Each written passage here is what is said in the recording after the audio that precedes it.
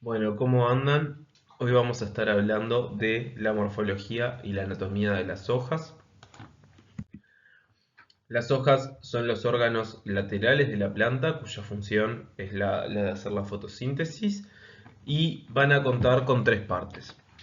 La lámina, que es la parte aplanada, el pecíolo, que es el que une a la lámina con el tallo, y las estípulas, que son estas estructuras que aparecen acá al costado del pecíolo. Estas que parecen como si fueran hojitas, en realidad son parte de la hoja. Entonces, por definición, una hoja tiene esas tres partes. Puede ocurrir que alguna falte, pueden faltar las estípulas, que es algo que es medianamente corriente. Puede faltar el pecíolo, y ahí hablamos de hojas sésiles, o puede faltar la lámina, que es lo más extraño, pero también puede pasar, y es algo que vamos a ver más sobre el final de la clase. Entonces, es importante delimitar bien las zonas. Acá lo que estamos viendo es un tallo donde se ve una parte de un pecíolo. Y ahí es importante definir la axila, que es este ángulo que está determinado por el pecíolo y el tallo. En esa axila se va a ubicar la yema axilar, que es donde está el meristema, y acá es de donde van a salir los tallos laterales, los tallos secundarios, que son las ramas. También es importante considerar que las hojas generalmente van a tener dos caras. Una cara que va a dar hacia arriba, que es la cara adaxial, y una cara que va a dar hacia abajo, que es la cara abaxial. Además, cuando hablamos de hojas, una de las principales clasificaciones es en el tipo de hoja. Una hoja simple es esta misma de la que veníamos hablando, una que presenta pecíolo, estípulas y lámina, eh, y se representa como vemos acá. La yema axilar, que es parte del tallo, este, está siempre en la axila. Una hoja compuesta es aquella en la que las estructuras laminares de la hoja van a estar segmentadas, ¿sí? Acá no vamos a tener una lámina que forma un continuo, digamos, sino que la parte más plana de la hoja va a estar dividida en lo que acá se llaman folíolos, ¿sí? Entonces, estos folíolos se van a disponer sobre un eje alargado que en este caso se llama raquis, y el pecíolo se va a considerar solamente como la parte de la hoja que va desde la inserción en el tallo hasta donde salen los primeros folíolos. O sea, el pecíolo sería esta partecita, ¿sí? El resto de ese eje es el raquis. A nivel morfoanatómico son lo mismo, no hay un cambio por llegar a ese par de folíolos. Es simplemente por un tema de terminología botánica, ¿sí? En este caso la yema obviamente va a estar en el tallo, en la axila.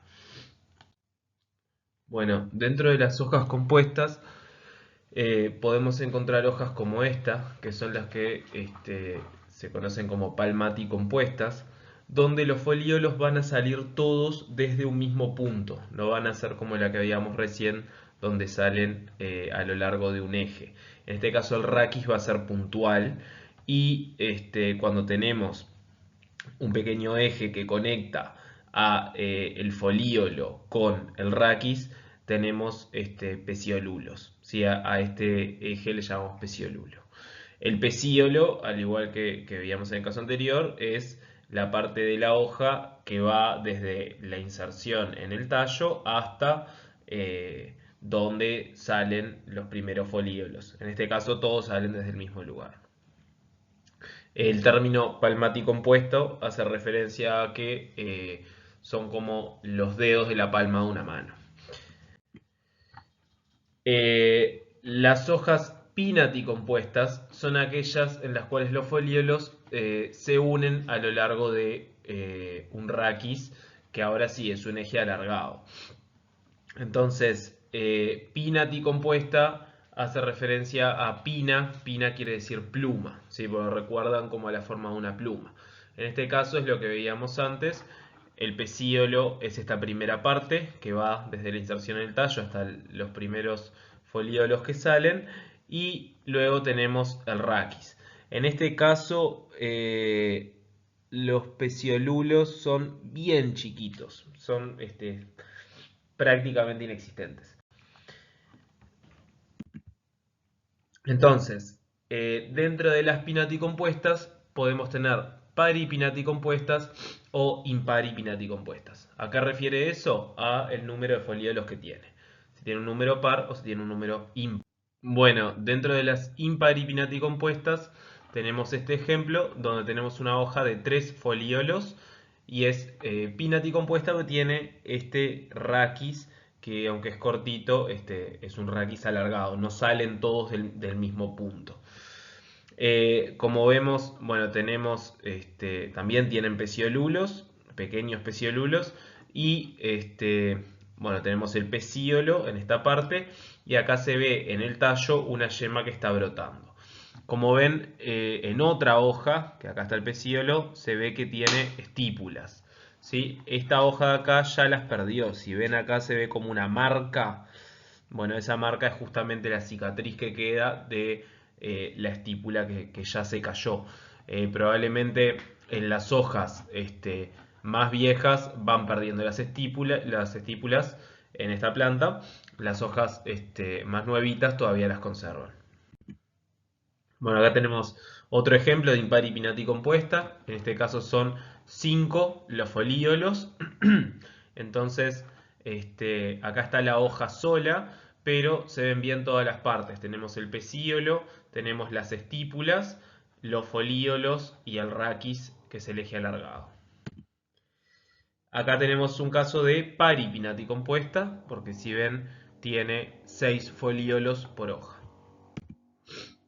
Y otro ejemplo que podemos tener dentro de las hojas pinaticompuestas son las bipinaticompuestas.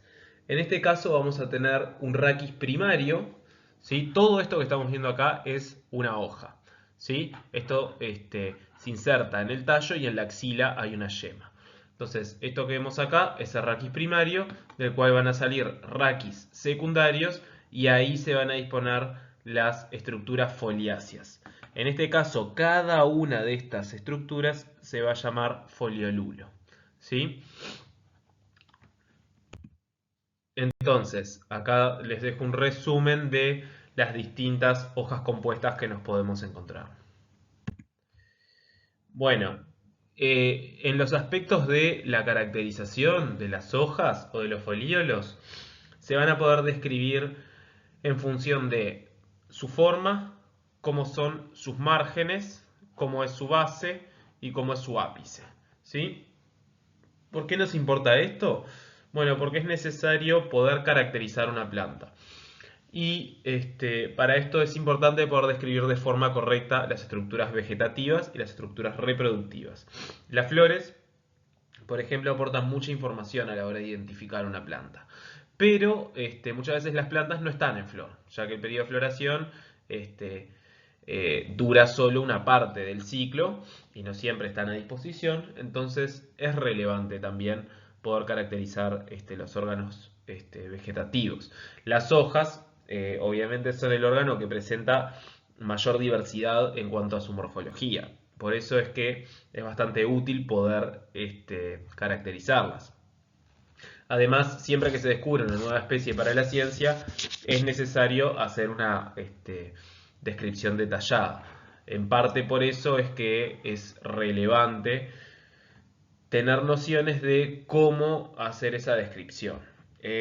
Acá en el curso de botánica, para los trabajos especiales que se hacen en el práctico, es importante saber cómo caracterizar una hoja, qué es lo que debo mirar. No es importante retener los nombres de las formas de las hojas o de los distintos tipos de base de hoja que hay. Lo relevante es, usando una guía, poder clasificar la hoja que uno con la que esté trabajando. Bueno, entonces para la descripción vamos muchas veces a referirnos a términos que hacen acordar a figuras geométricas o a objetos de la vida cotidiana a los que se parecen. Los vemos en las siguientes diapositivas. En las formas de la lámina tenemos algunos ejemplos como estos, ¿sí? Acicular, por ejemplo, este que aparece acá, son como las hojas de los pinos. Acícula quiere decir aguja, que tienen forma de aguja. Lanceolada son estas que están acá, que tienen algunas plantas como el laurel de jardín o algunos eucaliptus, que es de esta forma eh, bastante alargadita. ¿Sí? Después tenemos ovada, por ejemplo, que es como forma de huevo. Obovada es como huevo al revés. La elíptica hace acordar a una elipse. ¿Sí? Peltada es en la que el pecíolo se inserta a 90 grados en la lámina. ¿Sí? Cordada tiene forma de corazón, por ejemplo. Sagitada tiene como forma de flecha. ¿Sí? Bueno, astada, que es esta que está acá, también es como una forma de flecha. Bueno, y así tenemos distintas posibilidades. Las formas de la base pueden ser agudas, porque tiene un ángulo agudo, obtusa, redondeadas. Tenemos este caso que es así como truncada, cordada, porque tiene forma de corazón, sagitada, es como la base de la flecha, lo mismo con astada. Y bueno, con los ápices ocurre algo similar. Tenemos ápices agudos, obtusos, redondeados. Tenemos el emarginado, que es este que se mete hacia adentro. Mucronado, que termina con una espina. Acuminado, que es ese que tiene como un reborde que sobresale hacia afuera. Bueno, ahí tenemos más. Después, en lo que sería el margen, tenemos márgenes enteros, ¿sí? Cuando es así, íntegro, dentado, que tiene como dientes, cerrado, que hace acordar como una sierra, crenado, que parece como una nube, bueno, lobulado, que es así, que tiene como estas salientes, como estos lobos, y así tenemos más. Bueno, otro aspecto relevante en la morfología de las hojas es cómo se disponen los nervios de las hojas, cómo se dispone el tejido vascular. ¿Sí? Entonces, vamos a estar hablando de una nerviación pinnada, cuando tenemos un nervio principal del que salen los nervios secundarios. Vamos a hablar de una nerviación de tipo paralela, cuando las nervaduras son más o menos del mismo calibre, puede haber una que sea de mayor tamaño o no, y son más o menos paralelas, y palmada es cuando salen todas desde un mismo punto, como los dedos de la palma de una mano. Bueno, acá está redactado justamente esa clasificación, y acá tenemos algunos ejemplos. En este caso es una nerviación de tipo pinnada, porque tenemos un nervio principal del que salen los nervios secundarios. Esta también es una de tipo pinnada. Acá en este caso tenemos una nerviación de tipo palmada, porque salen todas las nervaduras desde el mismo lugar. Y este caso es una nerviación de tipo paralela, ¿sí? Donde tenemos nervaduras paralelas y parece haber una central de mayor calibre. Eso puede ocurrir o no. Entonces, otra cosa que nos va a importar es la filotaxia de las hojas en el tallo. ¿Qué quiere decir eso? ¿Cómo se disponen las hojas en el tallo? Una filotaxia alterna es aquella en la que tenemos una hoja por nudo. Una filotaxia opuesta es en la que tenemos dos hojas por nudo. Y una filotaxia verticilada es en la que tenemos más de dos hojas por nudo. Entonces, acá se muestra la filotaxia alterna, donde sale una hoja en cada nudo. Acá está la opuesta, donde tenemos dos hojas en cada nudo. Y acá tenemos un ejemplo de verticilada, en este caso tenemos tres hojas por nudo. Puede haber más, pueden ser cuatro o cinco, ¿sí? Tenemos algunas variantes de esta filotaxia.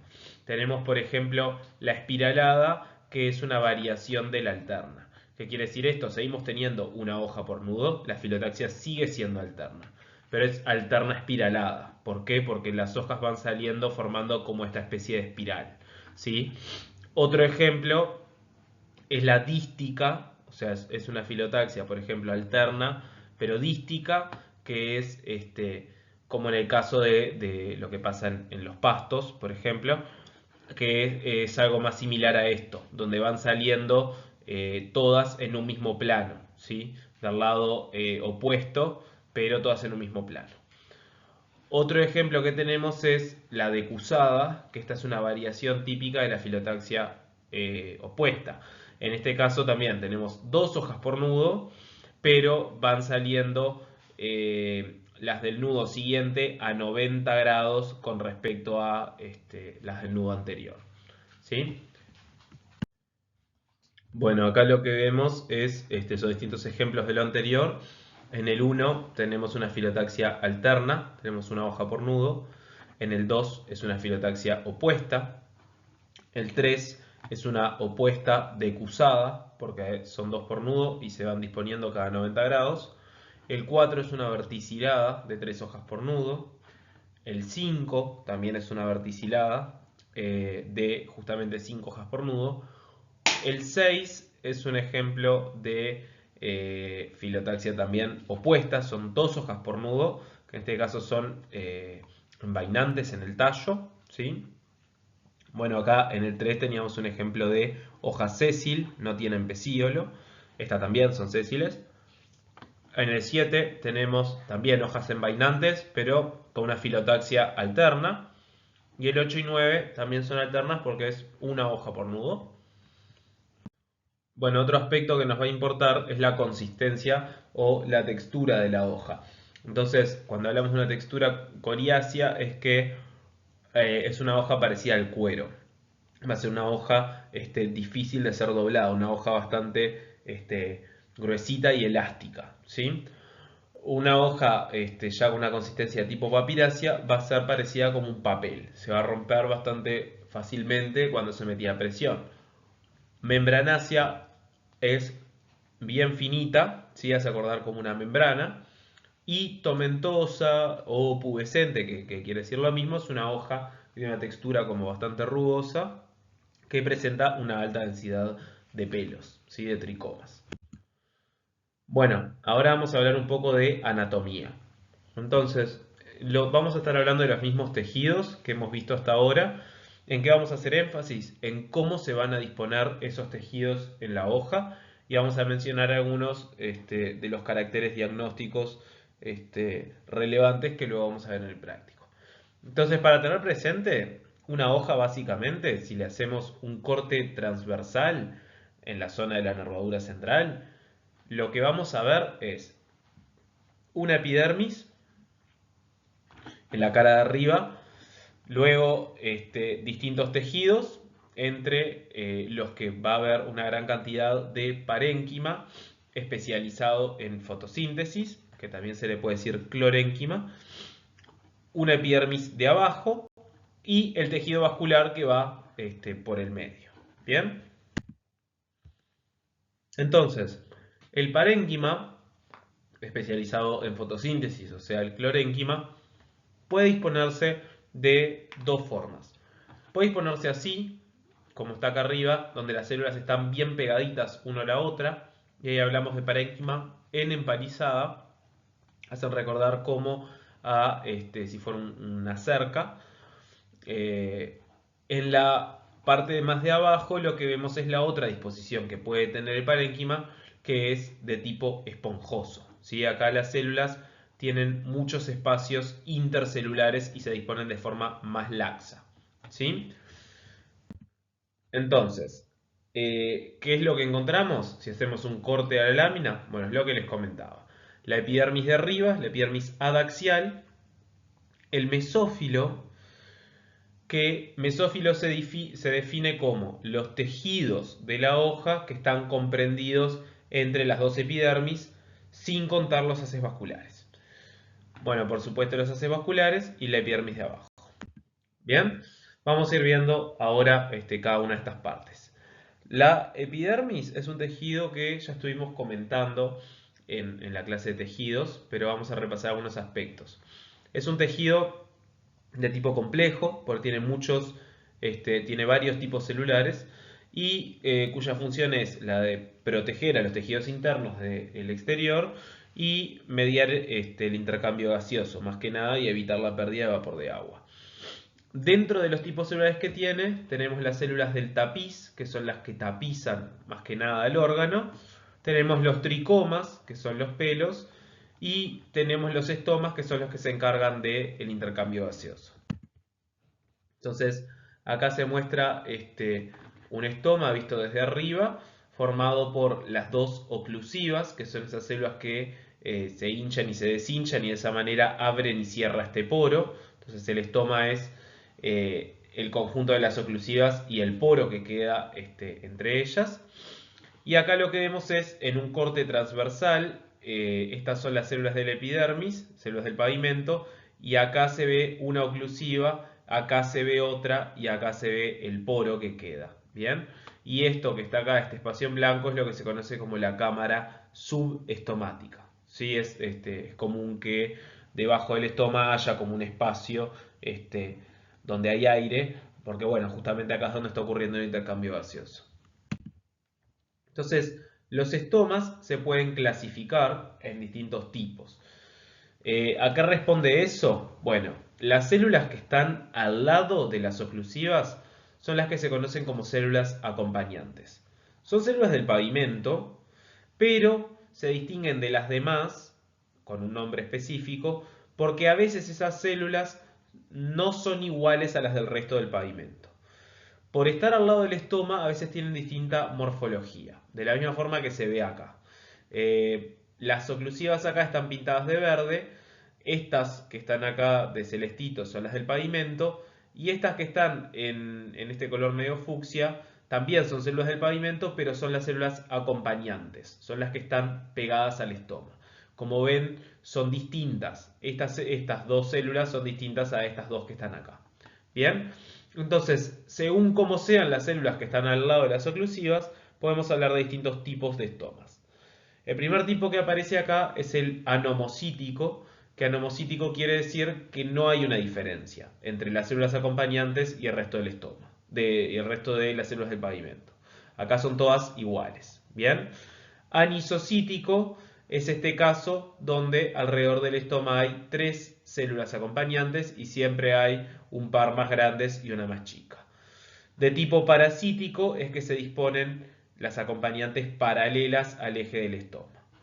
Diacítico es que se disponen perpendiculares al eje del estoma. Actinocítico es que recuerdan como una forma de estrella. Y estas que dice así de tipo monocotiledonias es la que muchas veces se conoce también como tetracítico. Pueden tener 4 células acompañantes o tienen 2 que se disponen paralelas al eje del estoma. Hay más tipos de estomas y no tienen que aprenderse ninguno de ellos. Estos son algunos ejemplos. Lo que importa es que si se enfrentan a un preparado con una guía de qué tipos de estomas hay, puedan clasificarlos. ¿Por qué importa esto? Porque bueno, justamente el tipo de estoma es un carácter diagnóstico que te puede conducir a qué especie es con la que estás trabajando. Si estás buscando hacer una identificación o un control de calidad. Bueno, acá tenemos algunos ejemplos más. Que no es de gran relevancia. Los estomas a veces tienen nombres más viejos, nombres más nuevos. Eso depende de la bibliografía que uno consulte. Acá está mostrando de vuelta el anomocítico. Acá tenemos el actinocítico, que parece una estrella. Este es un helicocítico, por ejemplo, que es como una helicoide. Y bueno, así tenemos una gran diversidad. Tenemos también de tipo ciclocítico, por ejemplo, que es que forman un ciclo alrededor, unos varios ciclos alrededor del estoma, ¿sí? Etcétera. Bueno, los estomas, hay algunos casos interesantes donde presentan adaptaciones al ambiente. ¿Sí? Los estomas van a ser los que estén encargados del intercambio de gases y por lo tanto la planta, cuando esté en ambientes áridos, va a buscar estrategias para preservar el vapor de agua. Un ejemplo es esta planta que es el laurel de jardín, que es una planta que vamos a ver en el práctico. Entonces esta planta es típica del Mediterráneo y va a presentar algunas adaptaciones anatómicas justamente porque viene de un entorno que es bastante árido. Entonces, ¿qué va a tener? Bueno, entre otras cosas, va a tener una epidermis superior múltiple, ¿sí? De varias capas, con una cutícula gruesa. Justamente eso es para soportar mejor los rayos de luz incidentes. Y en la epidermis de abajo va a disponer algunos estomas, pero no los va a tener directamente en la superficie, sino que va a tener estas invaginaciones que se llaman criptas, y en la parte más interna de esa cripta va a disponer al estoma, ¿sí? Además, estas criptas tienen tricomas para generar un microclima justamente en esta parte, que lo que favorezca es una mayor humedad relativa y que no se pierda tanto el vapor de agua interno de la hoja. Bueno, los tricomas también se pueden clasificar y es información valiosa también para hacer la identificación o la caracterización de una planta. Entonces vamos a tener distintos tipos de tricomas. Tenemos tricomas unicelulares, que son de una sola célula, dentro de los cuales también hay diversidad, pueden ser así, filiformes o ramificados. Tenemos las papilas, que algunos autores las consideran como pequeños tricomas, hay otros que los consideran como otra estructura, lo consideran como una emergencia, ¿sí? Que son como protuberancias en las células epidérmicas. Y bueno, vamos a tener tricomas de tipo pluricelulares, así que tienen varias células en una filita, por ejemplo, o con ramificaciones, o como esta que parece como una escama. Y también tenemos los glandulares, que son esos que son secretores, dentro de los cuales tenemos una gran diversidad también. Bueno, un caso de interés por sus tricomas es el del cannabis.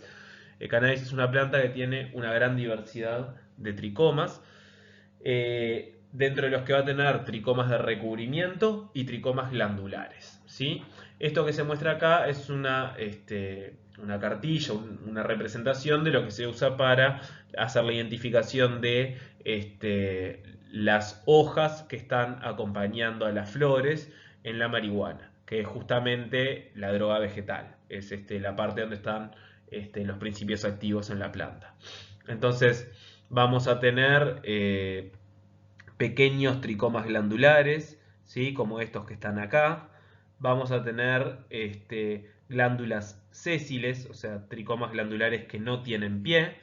Vamos a tener tricomas de recubrimiento como o tricomas cistolíticos como donde este punteado que se muestra acá son acúmulos de carbonato de calcio que el tricoma tiene, sobre todo en la base.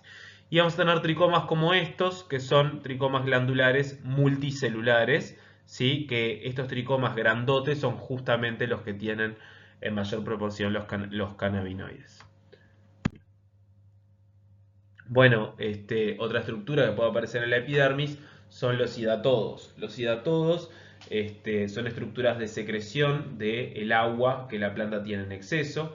En el ápice de la hoja puede haber hidatodos y tienen un poro que generalmente se mantiene abierto. Llega el agua desde las traqueidas del xilema, pasa todo por un grupo de células más de tipo parenquimático que las conduce y salen por ese poro el exceso de agua.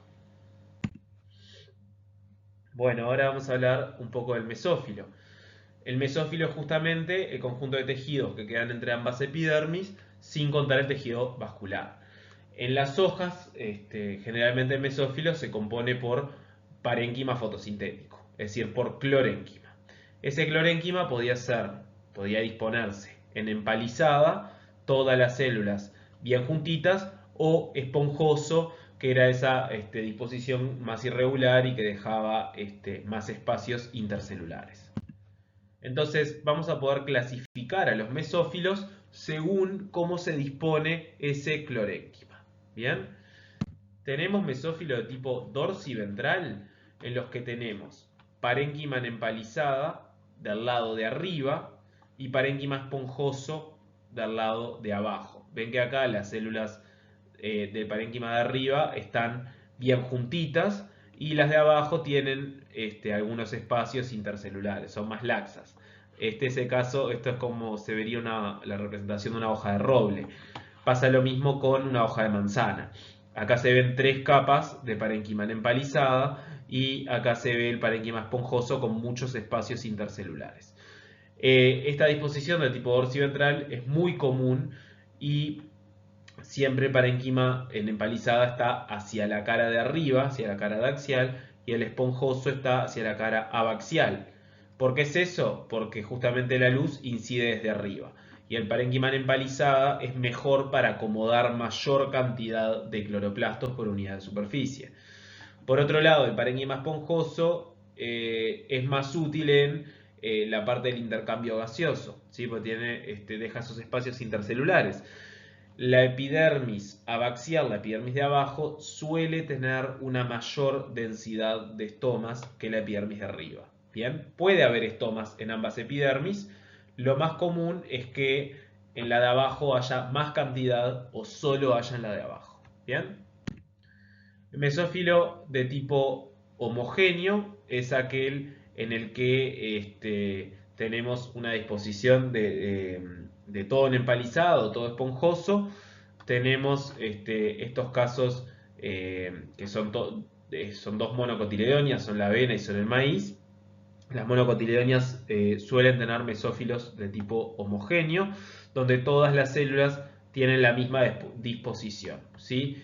En el caso de las monocotiledonias no es ni una disposición empalizada o esponjosa, es una disposición bastante compacta, pero que no termina de ser una empalizada. Después tenemos el mesófilo de tipo isolateral, donde tenemos una especie de sándwich, donde tenemos parénquima empalizada contra la cara de arriba, parénquima esponjoso en el medio, parénquima empalizada contra la cara de abajo. Ese es un ejemplo como la hoja de Zen, ¿sí? que tiene propiedades medicinales. Entonces, el mesófilo de tipo isolateral, al igual que el de tipo dorsiventral, es típico de Eudicco, ¿sí? Mientras que el homogéneo es típico de monocotiledonia. Bueno, también vamos a tener un mesófilo que se conoce como de tipo plegado, que es típico de algunas gimnospermas como los pinos. Pero ese se los muestro al final cuando haga algunas puntualizaciones de la hoja de pino. Entonces, otros caracteres a encontrar en las hojas son algunos como los que aparecen a continuación. Cristales, que pueden ser drusas, que son los cristales más comunes en el reino vegetal, esos que tienen forma de estrella. Ráfides, que son un poco más raros, que son los que parecen como agujas. Y arenilla cristalina es lo más raro de todo, que son los que parecen como una arenilla que está en las células. Puede haber conductos y canales secretores o bolsas que acumulen aceites. Y también pueden aparecer las esclereidas, que eran esas células del esclerénquima que tenían formas bastante particulares y servían para protegerse de cualquier insecto que se quisiera comer a la planta. Entonces, acá se muestran algunas de esas estructuras. Nuevamente las esclereidas que aparecen en el T.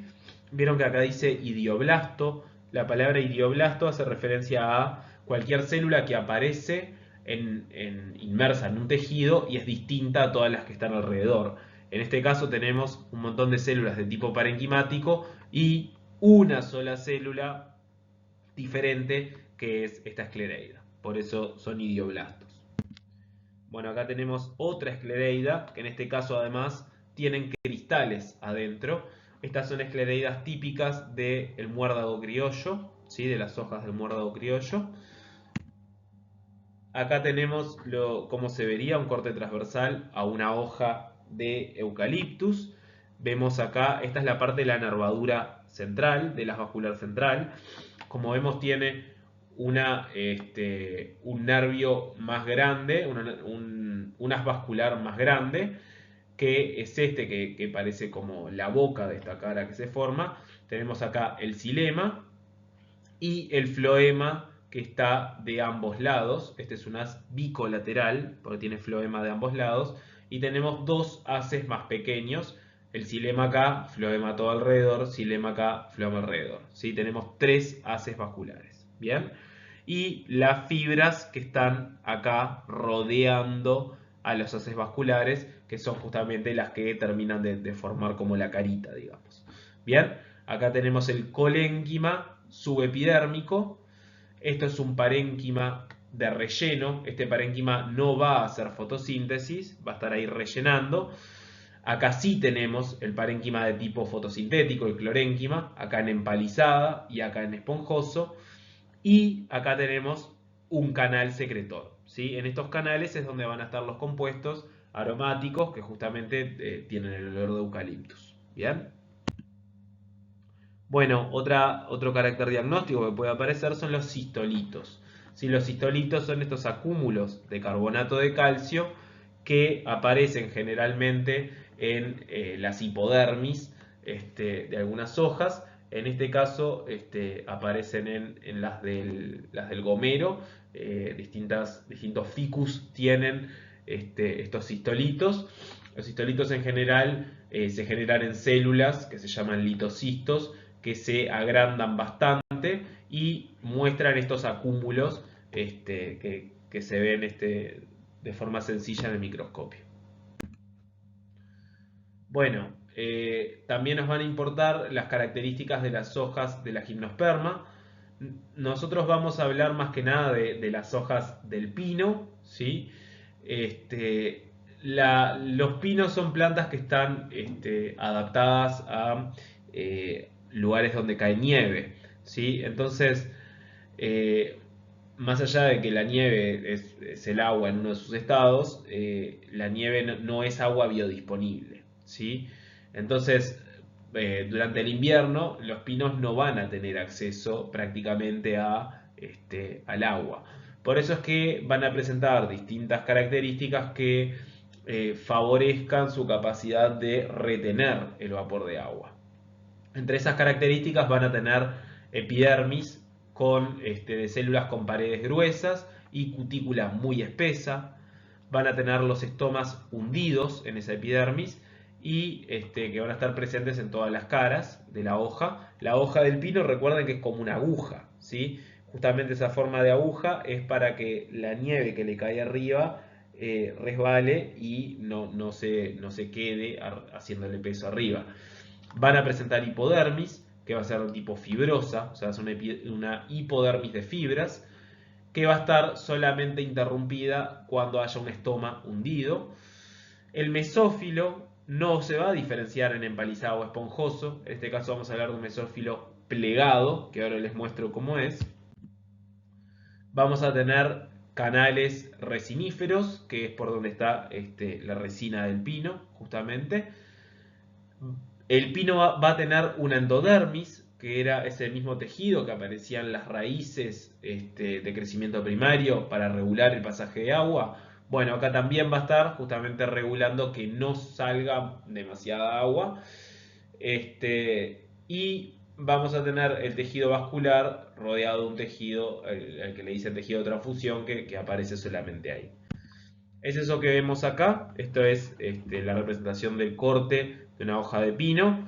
Tenemos esta epidermis de células con paredes muy gruesas, los estomas que están hundidos, una hipodermis de fibras, los canales de resina, el mesófilo plegado. Ven que las células parecen como nubecitas. Tienen estas invaginaciones en la pared justamente para disponer más cantidad de cloroplastos. La endodermis, que es esta que está acá, y estos son los dos haces vasculares, y este es el tejido de transfusión, que está formado más que nada por parénquima y algunas traqueidas. Bueno, medio llegando a lo último, es importante hablar de la sucesión de hojas. ¿Qué quiere decir esto? El orden en que van apareciendo las hojas en la planta y los roles que van a cumplir o de qué estructuras van a formar parte. Hablamos de cotiledones cuando nos referimos a las hojas que están en el embrión. En general tiene una función de reserva, pero pueden volverse fotosintéticas. Son las primeras hojitas que va a tener la planta.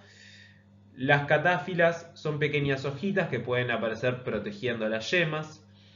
Hojas nomófilas son las hojas que estamos acostumbrados a mirar en las plantas, son las que conocemos como las hojas normales de la planta. Las brácteas son las hojas que aparecen protegiendo a las flores o a las inflorescencias. ¿Sí? Por ejemplo, en la Santa Rita, los colores que tiene, que nosotros pensamos que son las flores, en realidad lo que es más llamativo son hojas. Si nos acercamos vamos a ver que en realidad son hojas de color que, bueno, son brácteas. Y protegidas por esas hojas sí están las flores. Otro ejemplo, bueno, otro tipo de hojas son justamente las antófilas, que son las hojas de la flor. Como vamos a ver después, la flor, a fin de cuentas, es un tallo con hojas modificadas. Entonces, un pétalo, por ejemplo, va a ser una hoja modificada que el nombre genérico que recibe es el de antófila. ¿Sí? Pero eso lo vemos después cuando veamos flor. Acá se muestra lo que les decía, los cotiledones, que son esas hojas primarias. A veces puede haber hojas primordiales, que son, digamos, las primeras hojas que brotan luego de los cotiledones, que a veces son distintas al resto de las hojas de la planta. Bueno, acá están las hojas normales de la planta, las nomófilas, la bráctea acompañando a la flor y las hojas florales. Y acá vemos, por ejemplo, algunas catáfilas que están ahí protegiendo yemitas. ¿Sí? Bueno, por último vamos a hablar de algunas modificaciones de hoja. Las modificaciones que aparecen son la base de las hojas reservantes de los bulbos. Esto ya lo vimos cuando hablamos de tallo modificado. El bulbo aparece tanto en tallo como en hoja porque presenta tanto modificación de tallo como de hoja. ¿Sí? El bulbo era un tallo subterráneo que almacenaba nutrientes justamente en la base de sus hojas. Las capas de la cebolla son la base de las hojas de la planta de cebolla. Bien, también vamos a tener zarcillos, espinas y filodios, que los vamos viendo ahora. Entonces, primero es el bulbo, que es lo que les explicaba recién. Acá vemos las hojas que salen aéreas, pero si hacemos un corte vemos la base de esas hojas, que es donde se van a engrosar y es donde se van a almacenar los compuestos, la reserva de nutrientes. Bien, los zarcillos son hojas modificadas que le sirven a la planta para trepar. El zarcillo puede también ser una modificación de tallo, pero en el caso de que sea un tallo debería salir de una yema axilar. En este caso, que es una hoja, puede ser que toda la hoja se modifique en un zarcillo o lo más común es que pase algo como esto. Tenemos una hoja compuesta, en este caso una hoja pinaticompuesta, y los últimos folíolos se transforman en zarcillos. La función va a ser la de trepar y algunos ejemplos de zarcillos de hoja son plantas de género Vicia o de género Pisum. ¿Sí? Es el caso de las habas o de las arvejas. Otro ejemplo de modificación es el de espina. Acá la función va a ser defensiva y un ejemplo muy típico es el de los cactus, donde las hojas se modifican en espinas. ¿Sí? Las espinas de los cactus son hojas. También puede ocurrir que no toda la hoja se modifique y se modifique solo una parte. Es muy común que las que las estípulas se modifiquen en espinas. Este es el caso de, esto es un tala, por ejemplo, que acá vemos cómo sale el pecíolo, la lámina y las dos estípulas están modificadas en espinas. Bueno, por último tenemos los filodios, donde este es el caso que les decía, donde podemos presentar hojas que no tengan lámina o que la función de fotosíntesis no se haga principalmente por la lámina de la hoja, sino que la hace el pecíolo. Acá el pecíolo se vuelve aplanado y es el que se va a encargar más que nada de la fotosíntesis. A veces la planta conserva la estructura más laminar de la hoja, muy comúnmente las pierde y hay especies donde ya directamente expresa solamente el pecíolo. ¿Sí? A estos pecíolos se les va a llamar filodios. Ese es el caso de las acacias, ¿sí? Algunas especies de género acacia van a presentar filodios. Las acacias que están ahí cerca de la playa, que es una planta invasiva que da flores amarillas en primavera, muy rico aroma, justamente lo que tienen son filodios. Ahí lo único que vamos a ver es el pecíolo aplanado. Bueno, acá están justamente, son estas que les decía, estas es un tipo de acacia, que es esa que aparece en nuestras playas. Y acá tenemos otra especie donde todavía conserva el resto de la hoja. Bien, pero lo más probable es que en algún momento ya no lo exprese más, o sea, a lo largo de la línea evolutiva, porque el que hace mayoritariamente la fotosíntesis es el filodio. Bien, esto es típico, es una respuesta típica de plantas también que viven en ambientes áridos y como el pecíolo es más resistente, bueno, dejan de expresar la estructura de los folíolos o de la lámina que son más frágiles. Bien.